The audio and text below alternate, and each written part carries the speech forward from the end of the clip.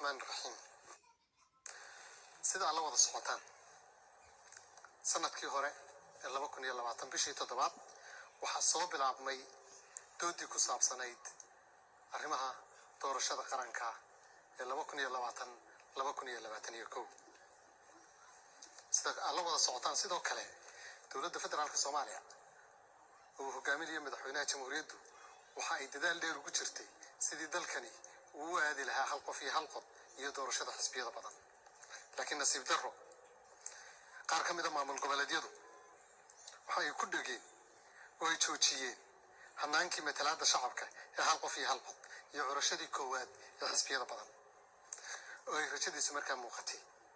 waxaana dawladda lagu riixay in ay ka leexato jidkii qumana una janjeersato hanaanka doorashada dadban iyo matalaada kooban xilligaas waxay isu diiwaan geliyay hanaanka xisbiyada badan iyo ka qaybgalka doorasho dadweyne oo hal qof iyo hal cod ah in ka badan 100 xisbi guddiga doorashooyinka madaxa banaanina waxay shaqada u wadeen si xilkasnimo ah oo ay ka muuqato howlkarnimo laakiin nasiib darro maamul goboleedyada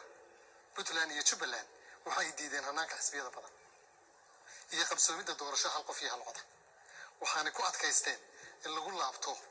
habraacyadii doorashada dadban ee 2016 nin faras dabadii ka degay meel uga toolmo buu waayay markii dawladdu ku waafaqday si dalku uu doorasho uga dhacdo heshiiskii 17 Sebtembar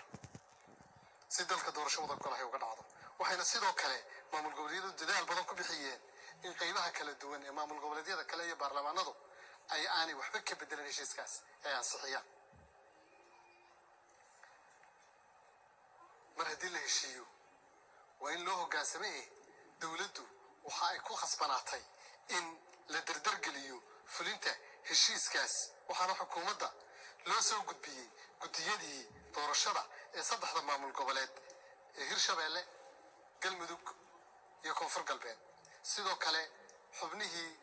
gobolka Banaadir ka imanayay ee shanta xubnood ahaa guddidii maamul lahayd ayaa la soo gudbiyey sidoo kale guddiyadii doorashooyinka Somaliland ayaa xukuumadda soo saartay sidii ku qorayd heshiiska 17 Sebtembar laakiin nasiib darro mar kale Puntland iyo Jubbaland waxay diideen inay soo magacaabaan guddiyadii doorashada sidii lagu heshiiyeyna waa ka baxay mar kale si loo dardargeliyo fulinta heshiiskii 17 Sebtembar madaxweynaha Jamhuuriyadda Federaalka Soomaaliya Maxamed Cabdullaahi Farmaajo wuxuu isugu yeeray kulamo badan oo isdaba jooga laakiin madaxda Jubbaland iyo Puntland waa ka baaqsadeen kulamada marka laga reebo kii Samareeb oo ay la yimaadeen shuruudo cusub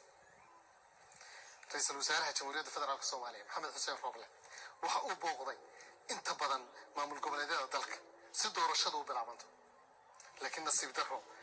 mar kale Puntland iyo Jubbaland way diideen in doorashadu bilaabanto waxaanu kala soo noqday gacmo maran haddaba markii la sugayay labada maamul goboleed muddo 6 bilood oo intaasoo dhanna lagu qancinayay fulinta heshiiskii ay saxeexeen ee 17 Sebtembar markii la isugu tagay magaalooyinka Garowe Samareeb Baydhabo iyo Muqdisho si isfahan looga gaaro qabsoomida doorashada markii ay maamuladaasi dureen ciidamada qalabka sida ee habeen iyo maalin difaaca ugu jira dalkooda sababta u dureena ay keeni karto in dalka ay ka dhacdo marka la duro ciidamada qalabka sida sharci darro iyo amni darro markii maamul goboleedyada Puntland iyo Jubbaland ay jid iyo jihaadiid noqdeen si loo fuliyo heshiiskii ay iyagu soo qorteen ee loo ansixiyay dalkuna uu doorasho waado markii madaxweynaha jamhuuriyaddu uu in ka badan 5 jeer gogol u dhigay maamul goboleedyada doorashada diidka taas oo uu kula baxay magaca tanaasul badan markii wax kasta oo ay codsadeen loogu ogolaaday isfahamkii Baydhabo ee 15 ilaa 16 Febraayo si doorasho u dhacdo laakiin markii ay Puntland iyo Jubbaland diideen fulinta isafgaradkii ay ku soo saxeexeen Baydhabo ergo madaxweynuhu u diray madaxda Jubbaland iyo Puntland kana koobnayd madaxweynayaasha maamul goboleedyada Koonfur Galbeed Galmudug iyo Hirshabeelle ay kala soo laabteen mar kale gacmo maran iyo natiijo la'aan markii ilaa Sabtidii 3 Abriil la wada fadhiyay xerada Afisyooni si loo dardargeliyo fulinta heshiisyadii 17 Sebtembar iyo 16 Febraayo ee Baydhabo oo ay ka soo qayb galeen oo markii koowaade madaxweynayaasha Jubbaland iyo Puntland ay keeneen caqabado cusub oo ay koob ka tahay inay duraan baarlamaanka oo sharciyada dalka ugu sarreysa oo yiraahdaan waqtigiisu waa dhamaaday iyadoo ay noognahay low number 30 ama xeerka soddanaad uu si cad u sheegayo hay'adaha dastuuriga ah shaqada way sii wadayaan ilaa ay bedelaan hay'adaha dastuuriga oo kale inta la soo dooranayo hay'adaha cusub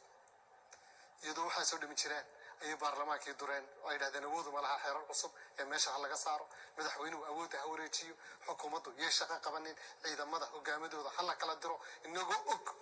dagaalka ay ku jiraan ciidamada habeen iyo maalin shuruudaha cusub waxay kaloo keeneen in ajnabigu ay shirarkeena ka soo qayb galaan oo ay talada wax ku yeeshaan